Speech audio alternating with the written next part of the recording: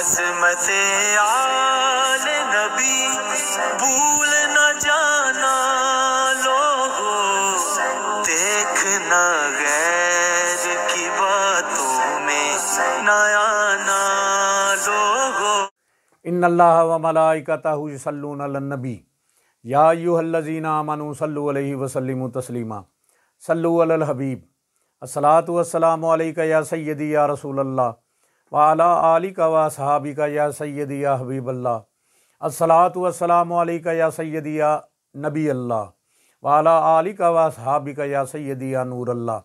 सुभान रब्बिका रब्बिल इज़्ज़ति अम्मा यसिफून व सलामुन अलल मुरसलीन वल्हम्दुलिल्लाहि रब्बिल आलमीन। वस्सलातु वस्सलामु अला सय्यदिल मुरसलीन अम्मा बाद फ़ाउज़ु बिल्लाहि मिनश शैतानिर रजीम। बिस्मिल्लाहिर रहमानिर रहीम। हज़रत अली नकी अलैहिस्सलाम। हज़रत अली नकी आइम्मा अहले बैत के 10वें इमाम हैं। आपका इसमें मुबारक अली अलैहिस्सलाम, कुनियत अबुल हसन अलैहिस्सलाम और लक़ब नकी अलैहिस्सलाम है, क्योंकि आपसे पहले हज़रत अली करमल्लाहु वजहुल करीम और इमाम अली रज़ा अलैहिस्सलाम की कुनियत अबुल हसन हो चुकी है, इसलिए आपको अबुल हसन सालिस भी कहा जाता है। वालिद गिरामी का नाम मोहम्मद तकी और वालदा माजिदा आपकी समाना खतून थी। आपकी विलादत 5 रजब 214 हिजरी में मदीनातुल मुनव्वरा में हुई और सिर्फ 6 बरस अपने वालिद बुजुर्गवार के ज़ेर साया ही ज़िंदगी बसर की। इसके बाद इस कमसनी के आलम में आप अपने वालिद बुजुर्गवार से जुदा हो गए और इमाम मोहम्मद तकी अलैहिस्सलाम को इराक़ का सफ़र दरपेश हुआ और वहीं 29 ज़िलक़द 220 हिजरी में आपके वालिद मोहम्मद तकी की शहादत हो गई, जिसके बाद इमामत की ज़िम्मेदारियां इमाम अली नकी अलैहिस्सलाम के कंधे पर आ गईं। इस सूरत में अल्लाह के सिवा आपका कोई सहारा ना था और उसके करम के ज़ेरे साया कुदरत कामिला ने आपको इल्मी और अमली कमालात की बुलंदियों पर पहुंचा दिया। आपका सन इमामत सन 220 हिजरी से 254 हिजरी यानी 34 साल पर मुहित है। आइम्मा अहले बैत में से आपने अहले बैत इतहार के बुग़्ज़ और सख्तियों को जितना आपने बर्दाश्त किया शायद किसी ने न किया हो। हज़रत इमाम अली नकी अलैहिस्सलाम के दौरे इमामत में मोतसिम का इंतकाल हुआ 227 हिजरी और वासिक बिल्ला की हुकूमत शुरू हुई। 236 में वासिक दुनिया से रुखसत हुआ और मशहूर ज़ालिम और सफ़ाक दुश्मन अहले बैत अलैहिस्सलाम मुतवक्किल तख्ते हुकूमत पर बैठा। 250 हिजरी में मुतवक्किल हलाक हुआ और मुंतसिर बिल्ला खलीफा तस्लीम किया गया, जो सिर्फ 6 माह ज़िंदा रहा और 6 माह हुकूमत करने के बाद मर गया और मुस्तईन बिल्ला की हुकूमत सल्तनत कायम हुई। 353 हिजरी में मुस्तईन को हुकूमत से दस्तबरदार होकर जान से भी हाथ धोना पड़ा और मोतिज़ बिल्ला बादशाह हुआ। यहाँ इमाम अली नकी अलैहिस्सलाम के आखिरी ज़माने का ये आखिरी बादशाह हुआ है। मोतसिम अपनी मुल्की परेशानियाँ, जिनमें रूमियों की जंग, बगदाद के दारुल सल्तनत में अब्बासियों के फसाद दरपेश थे, इसने इमाम अली नकी अलैहिस्सलाम की कमसनी का ख्याल करते हुए आपको तंग नहीं किया और आप सुकून व इत्मीनान के साथ मदीना मुनव्वरा में अपने फ़राइज़ पूरे करने में मसरूफ़ रहे। मोतसिम के बाद वासिक ने भी आपके ख़िलाफ़ कोई इक़दाम नहीं उठाया, मगर मुतवक्किल का तख्त सल्तनत पर बैठना ही था कि इमाम अली नकी अलैहिस्सलाम पर तकलीफ़ का सैलाब उमड़ आया। ये वासक का भाई और मोतसिम का बेटा था और आले रसूल की दुश्मनी में अपने तमाम आबा व अजदाद से बड़ा हुआ था। इस 16 बरस में जब से इमाम अली नकी अलैहिस्सलाम मनसब इमामत पर फायज हुए थे, आपकी शोहरत तमाम मुमलिकत में फैल चुकी थी और तालीमात अहले बैत अलैहिस्सलाम के परवाने इस शमाए हदायत को बराबर टूट रहे थे। अभी मुतवक्किल की सल्तनत को 4 बरस ही हुए थे कि मदीने के हुक्काम अब्दुल्ला बिन हाकिम ने इमाम अलैहिस्सलाम से मुखालफत का आगाज़ किया।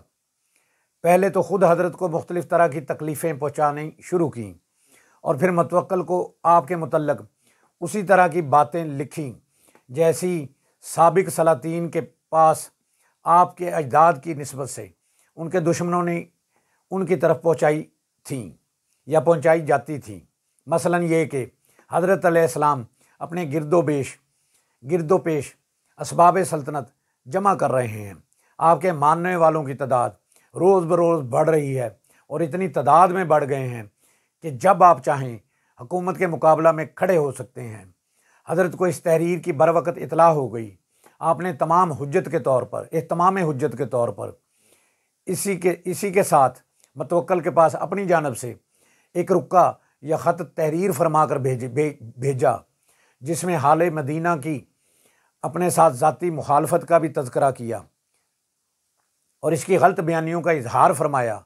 मुतवक्किल ने अज़राए सियासत इमाम अली नकी अलैहिस्सलाम के ख़त को वक़्त देते हुए मदीना के इस हाकम को माज़ूल कर दिया, मगर एक फ़ौजी रसाले को दस्ते को याह्या बिन हरसमा की क़ियादत में भेज कर हज़रत अलैहिस्सलाम से बज़ाहिर दोस्ताना अंदाज में बाइसरार ये ख्वाहिश की कि आप मदीना से दारुल सल्तनत सामरा तशरीफ़ लाकर कुछ दिन क़याम फरमाएँ और फिर वापस मदीना चले जाइएगा।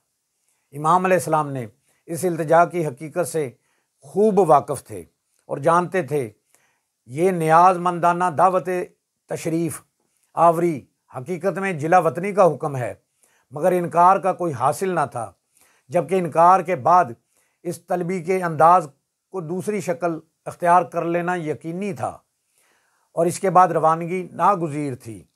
बेशक मदीना से आपको बेपनाह मोहब्बत थी और मदीना से आपका हमेशा के लिए जुदा होना आपके कल्ब के लिए वैसा ही तकलीफ़ दे एक सदमा था जिसे इससे पहले हज़रत इमाम हुसैन अलैहिस्सलाम, हज़रत मूसा काज़म अलैहिस्सलाम, हज़रत इमाम रज़ा अलैहिस्सलाम और हज़रत इमाम मोहम्मद तकी अलैहिस्सलाम आपके मुक़द्दस अजदाद और बुलंद मर्तबा अजदाद बर्दाश्त कर चुके थे।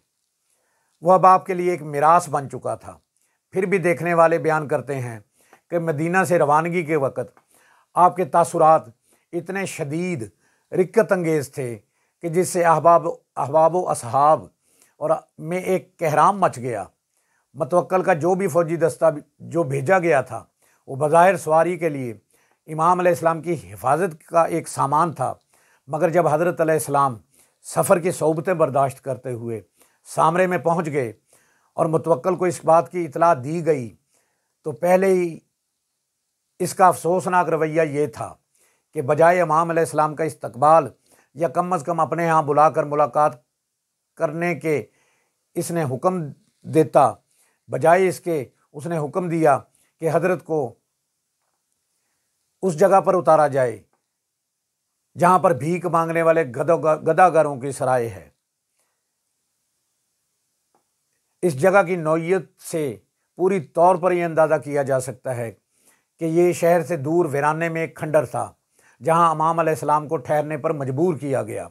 अगरचा ये मुक़द्दस हज़रात ख़ुद फ़ुक़रा के साथ हमनशीनी को अपने लिए किसी किस्म की आर नहीं समझते थे और तकालीफ़ ज़ाहिरी से किनारा खश रहते थे, मगर मुतवक्किल की नीयत तो इस तर्ज़ अमल से बहरहाल तहकीर के सिवा और कुछ ना थी।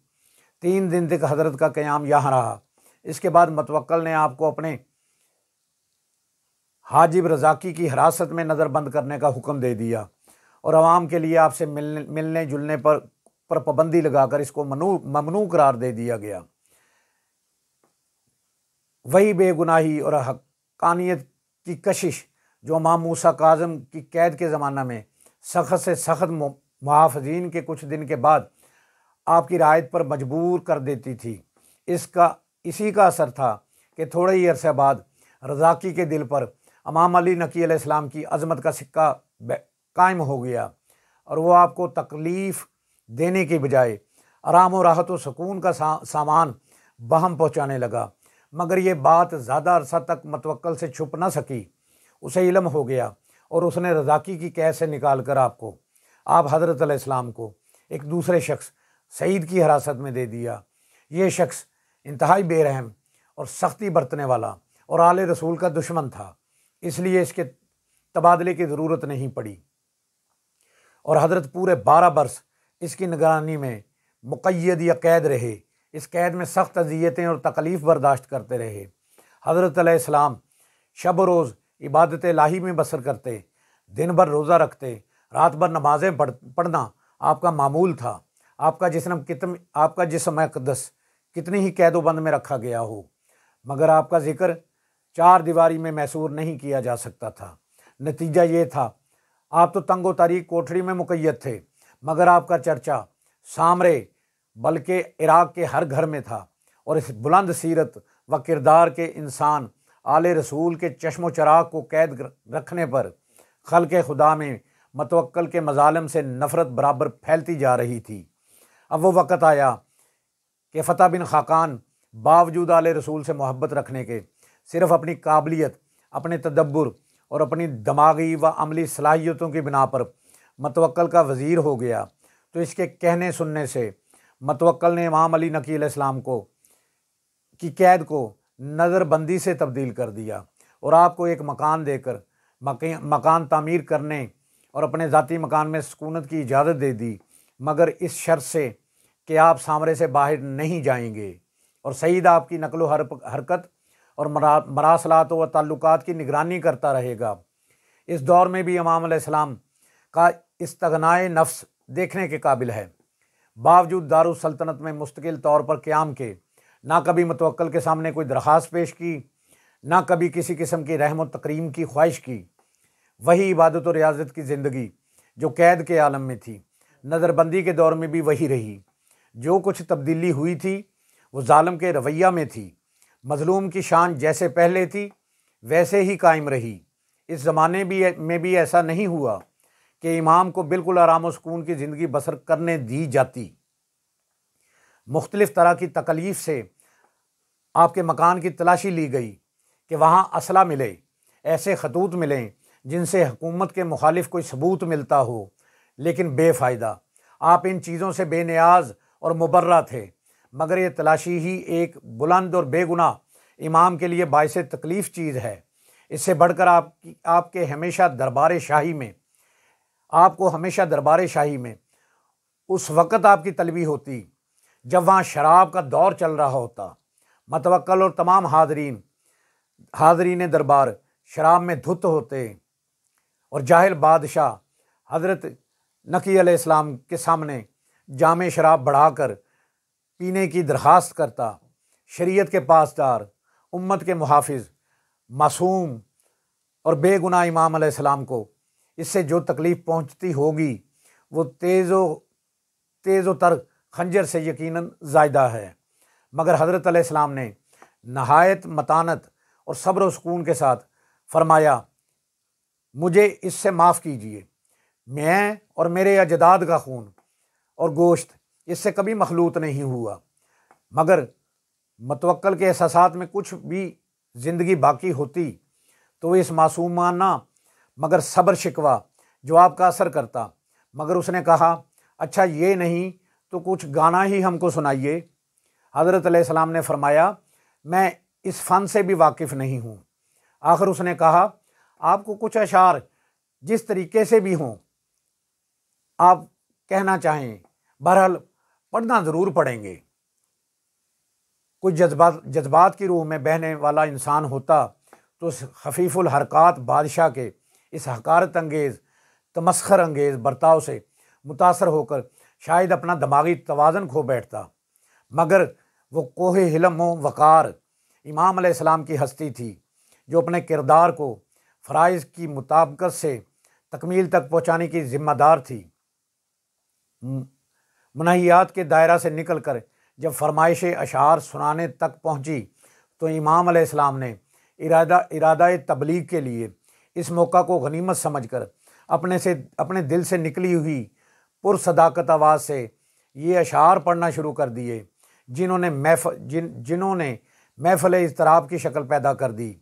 जिन अशार का अरबी मतन था और इनका उर्दू तर्जमा कुछ यूँ है, ए अरे पहाड़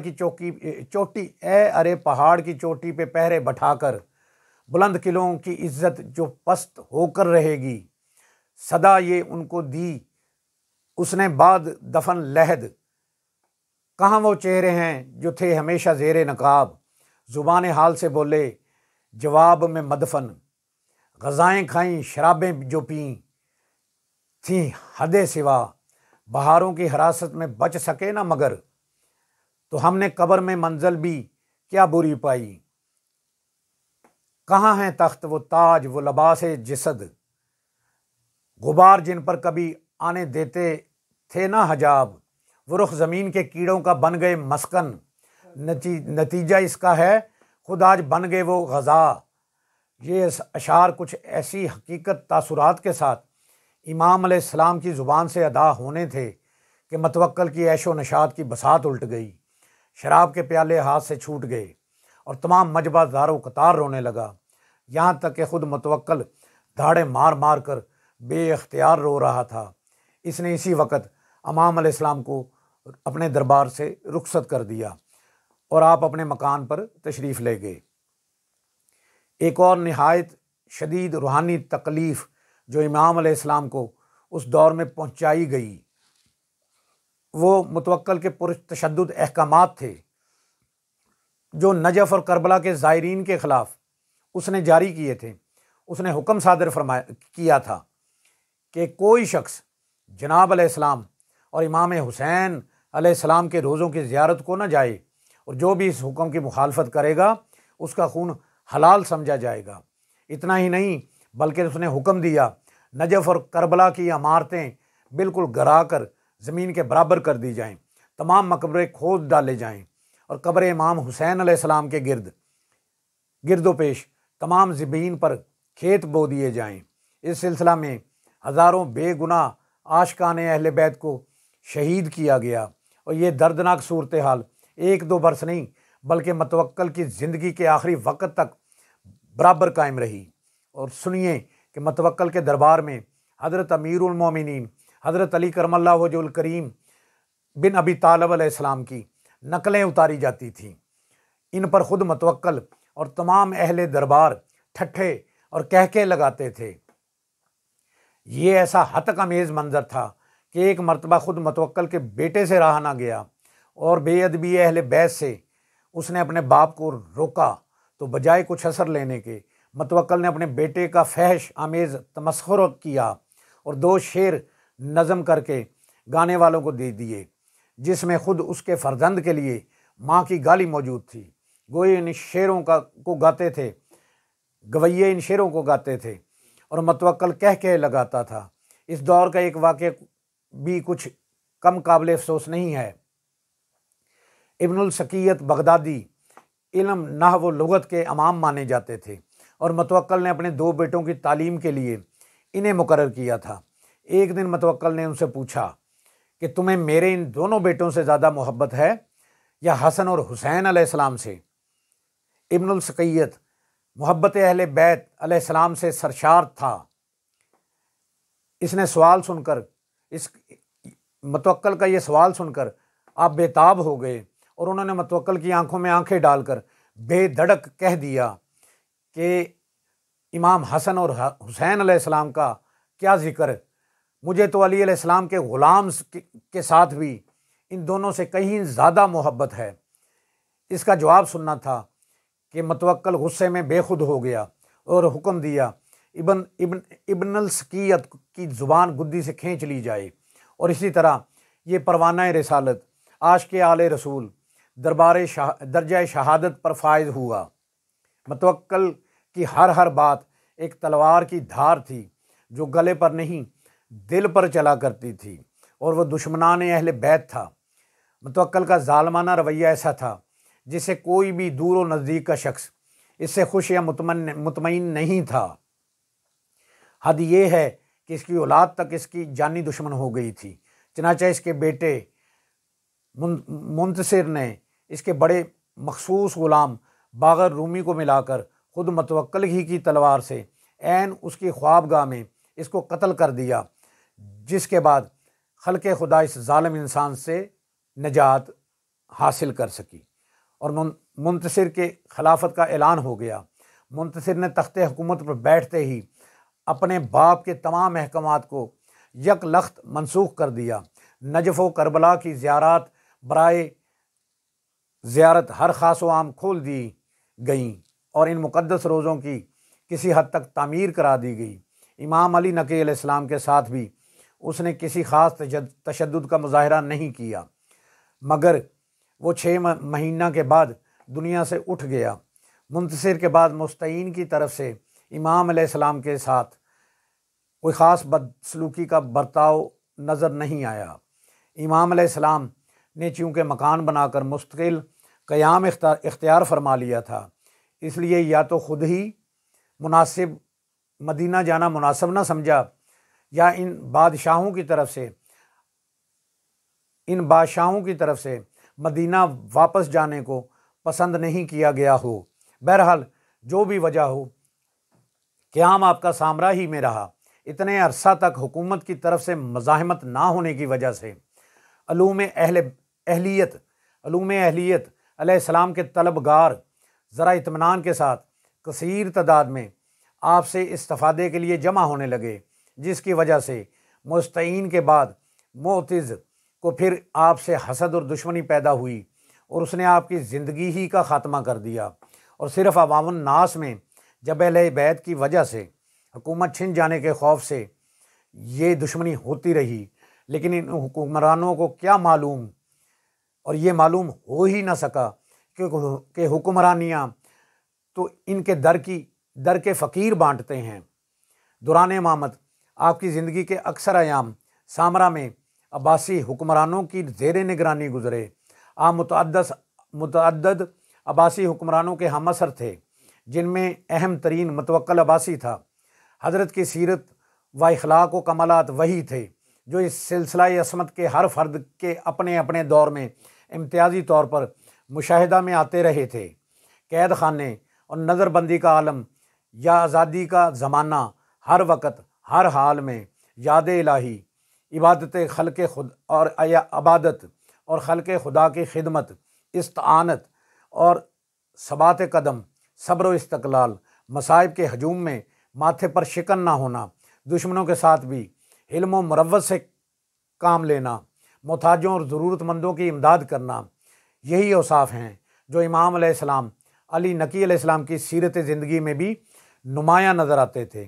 कैद के ज़माना में जहाँ भी आप रहे, आपके मुसल्ला के सामने एक कब्र खुदी हुई तैयार थी।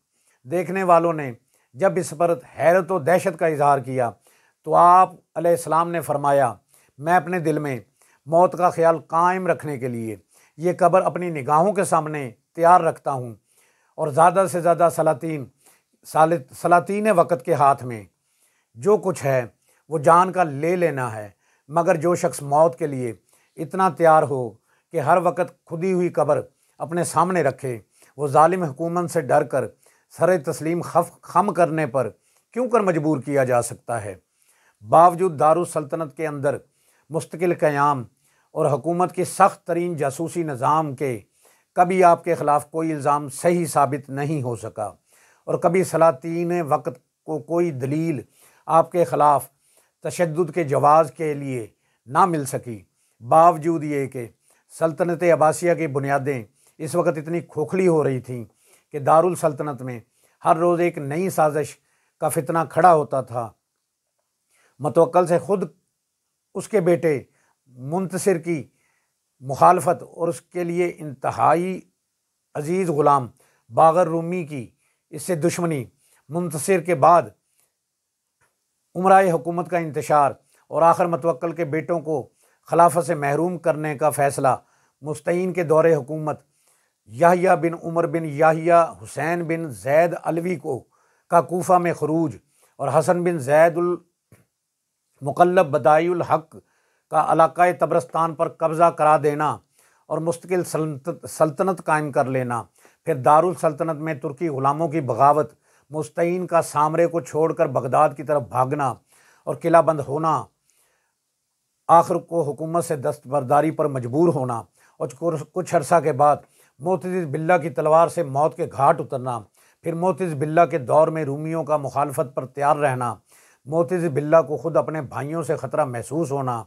और मवेद की ज़िंदगी का ख़ात्मा और मौफ़िक का बसरा में कैद किया जाना, इन तमाम हंगामी हालात, इन तमाम शोरशों, इन तमाम बेचैनियों, झगड़ों में से किसी में भी इमाम अली नकी अलैहिस्सलाम की शिरकत का शुबा तक न पैदा होना हुआ और ना ही कोई सबूत मिला, बल्कि इसकी बदौलत इन्हें जिलावतनी, कैद, आंतों का सामना भी करना पड़ा।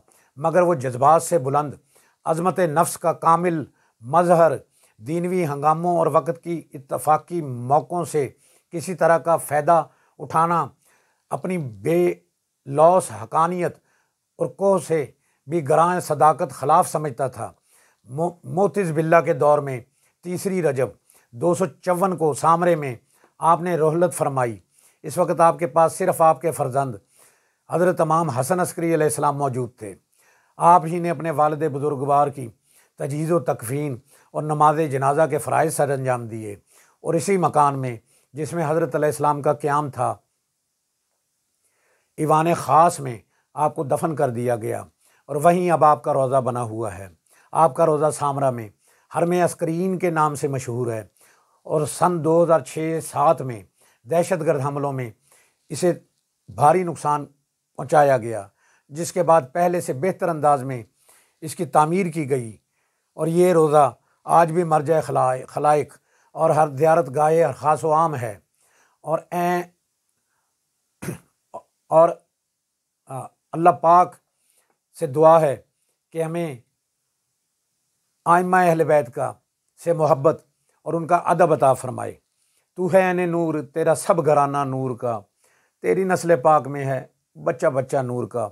खून खैरुल रसूल से है जिनका ख़मीर, उनकी बेलौस तीनत पे लाखों सलाम। अल्लाह से दुआ है कि अल्लाह हमें पंजतन पाक, अहले बैत, आले रसूल, आइम्मा अहले बैत से की मवद्दत अता करे। नबी पाक सल्लल्लाहु अलैहि वसल्लम का इरशाद है, इंसान का हश्र उनके साथ होगा जिनसे इसे मोहब्बत होगी। अल्लाह से दुआ है कि जिनसे वो प्यार करता है हमें उनका अदब अता करे, अपने नेक बंदों से मोहब्बत और उनकी सोहबत अता फ़रमाए, हमें बाअदब बाअमल आशिक़ रसूल बनाए। अल्लाह करीम हमें राह हक़ पर चलने की, हक़ बात कहने की, सुनने की और इस पर अमल करने की तौफ़ीक़ अता फ़रमाए। हम सब की जान आका करीम सल्लल्लाहु अलैहि वसल्लम का फ़रमाने आली शान है, जो शख्स मेरी उम्मत में नेकी फैलाए और अच्छी बात पहुँचाए, अल्लाह इनसे प्यार करता है और जन्नत इसका मुकद्दर है। जिस किसी ने भी दुआ के वास्ते या रब कहा, कर दे पूरी आरज़ू हर बेकसो मजबूर की। जिस किसी ने भी दुआ के वास्ते या रब कहा, कर दे पूरी आरज़ू हर बेकसो मजबूर की। या इलाही बहक़्क़े मुहम्मद रसूल, दुआ मुझ गुनाहगार की कर कबूल। आमीन बिजाह नबीउल करीमुल अमीन। व आखिरु दावाहुम अनिल हम्दुलिल्लाहि रब्बिल आलमीन।